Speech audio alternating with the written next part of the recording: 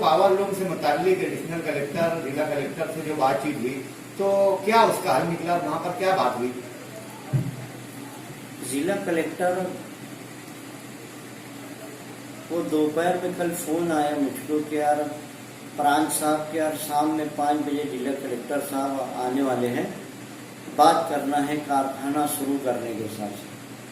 तो हम लोगों ने वहाँ को सूद व्यापारी, कपड़ा व्यापारी और ट्रांसपोर्ट के जो अधिकारी हैं उनको, जो जिम्मेदार हैं, और मजदूर के जो जिम्मेदार थे उनको, और बुनकर बिरादरी की तरफ से 2-3 तंजीमों को हम लोगों ने वहाँ पर ये जवाब दिया कि जब तक पाली, बालोतरा और अहमदाबाद, सूरत और डोमे वाले मुंबई का और कलकत्ता मार्केट ये शुरू नहीं होगा, तब तक मालेगांव शहर का कपड़ा यहाँ से निकलेगा नहीं।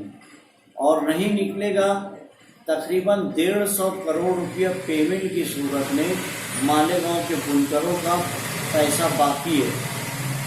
तो जिसकी वजह से पूरी रकम जो सूत वालों को देना है वो नहीं देंगे तो यार्न नहीं मिलेगा, यार्न नहीं मिलेगा तो हमको रॉ मटेरियल नहीं मिलेगा, लूम चालू करके क्या फायदा।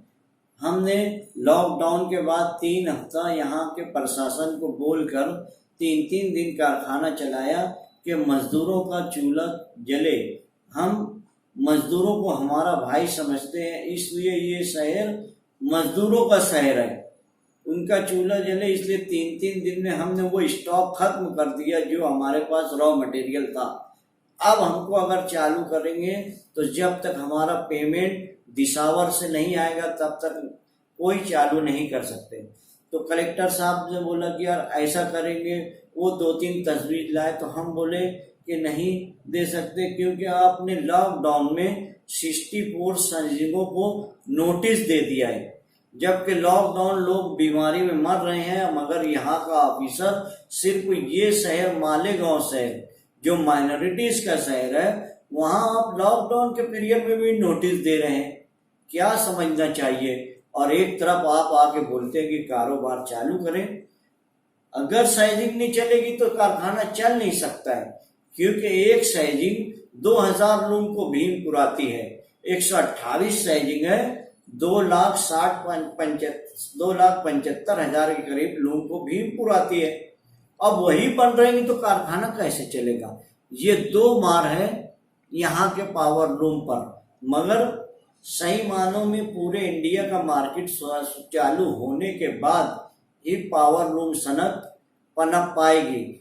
हमने 2 मुतालबा रखा है, लिख कर दिया है कि यहाँ के मजदूरों को उनको 5-5 हजार रुपये सरकार की तरफ से दिया जाए, और यार्न बैंक एक स्कीम है सेंट्रल गवर्नमेंट की, जो बिना ब्याज का पैसा, हम 10 साल से चिल्लाते थे कि मुसलमान जो है कोई स्कीम का फायदा नहीं उठा सकता जब तक ब्याज उसमें खत्म नहीं किया जाएगा।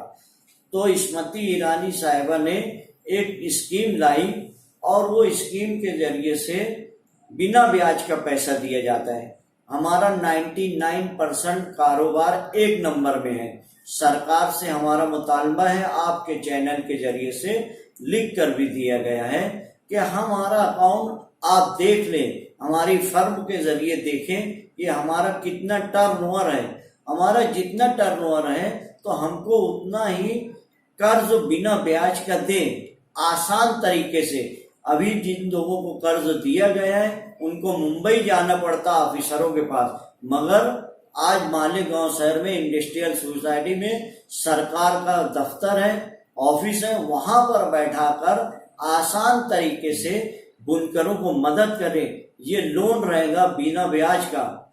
आज 20 लाख करोड़ मोदी जी ने जो डिक्लेयर किया है, तो शहर के लिए, मालेगांव शहर के लिए कम से कम 500 करोड़ रुपया यहाँ पर देना चाहिए, ताकि यहाँ के टेक्सटाइल मिल, टेक्सटाइल कारोबार पनपे। लघु उद्योग है, घर गोती है, छोटा कारोबार है। यहाँ पर 10 लोग नीचे रहता है तो ऊपर उसकी फैमिली रहती है। ये ऐसे लोग हैं, रोज कमाते हैं, रोज खाने वाले लोग हैं। ये जब पटरी पे आएंगे तो देश भी तरक्की करेगा। जितना सस्ता कपड़ा यहाँ पर तैयार किया जाता है, पूरी दुनिया में कहीं नहीं इतना सस्ता कपड़ा दिया जाता है। आप रिकॉर्ड उठा कर देख लीजिए, 3 रुपये से 20 रुपये तक का कपड़ा तैयार किया जाता है।